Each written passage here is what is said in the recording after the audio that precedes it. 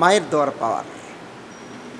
মা যদি তার সন্তানের জন্য প্রাণ খুলে মন থেকে দোয়া করে, সেই দোয়াটা এতটা দ্রুত আল্লাহ রাব্বুল আলামিনের কাছে পৌঁছে যায়।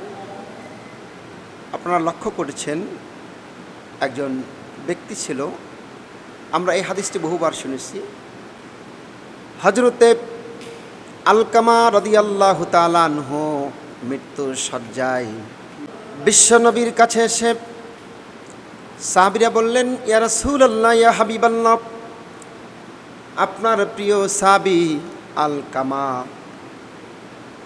মৃত্যুর পথের যাত্রী, কিন্তু আমরা বহুবার চেষ্টা করলাম আলকামাকে তালকিন দেওয়ার জন্য, কিন্তু আলকামার মুখ দিয়ে কালেমা উচ্চারণ হয় না। ইয়া রাসূলুল্লাহ, কোনো ব্যবস্থা করা যায় কিনা? আল্লাহর নবী বললেন, আমার সাহাবারা, চলো আলকামারের কাছে যাওয়া হোক, কি অবস্থা, কেন আলকামারের জবান দিয়ে কালেমা বের হয় না? খোঁজ নিয়ে দেখা গেল আলকামারের মা আলকামারের ওপর অসন্তুষ্ট, এই জন্য আলকামারের জবান দিয়ে কালেমা উচ্চারণ হয় না।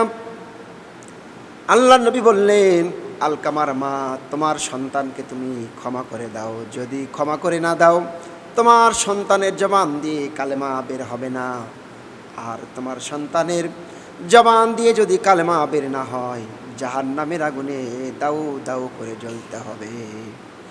মা বলল, ইয়া রাসূলুল্লাহ, ইয়া হাবিবাল্লাহ, আমি আমার সন্তান আলকামাকে ক্ষমা করতে পারি না, কারণ আমার সন্তান আলকামা আমার উপর তার স্ত্রীকে প্রাধান্য দিয়েছে, এজন্য আমি আমার সন্তান আলকামাকে ক্ষমা করতে পারবো না।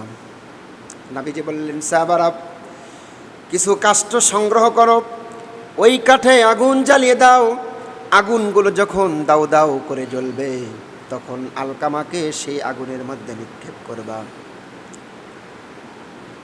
এই কথা শোনার পরে আলকামার মা বললেন, ইয়া রাসূলুল্লাহ, ইয়া হাবিবাল্লাহ, আমার সন্তান আলকামা আমার সামনে আগুনের মধ্যে জ্বলবে, আমি মা সইতে পারবো না, আমি আমার সন্তান আলকামাকে মাফ করে দিলাম।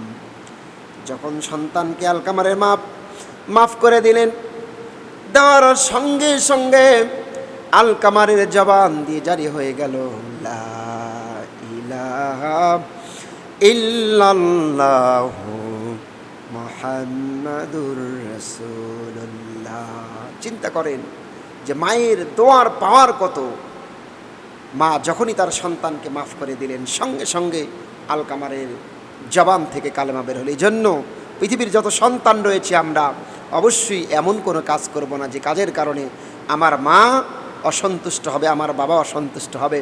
বাবা মা যদি সন্তানের উপর অসন্তুষ্ট হয়ে যায়, আল্লাহ অসন্তুষ্ট হয়। কারণ রাসূল সাল্লাল্লাহু আলাইহি সাল্লাম বলেছেন, রিজার রব্বি রিজাল ওয়ালিদাইন ও সাখতুর রব্বি সাখতুল ওয়ালিদাইন।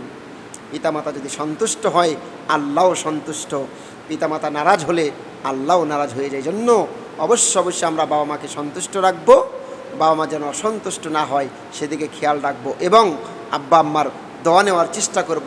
বাবা মা সন্তানের জন্য যখনই দোয়া করবে, দোয়াটা আল্লাহর দরবারে কবুল হয়ে যাবে ইনশাআল্লাহ। আসসালামু আলাইকুম ওয়া রাহমাতুল্লাহ।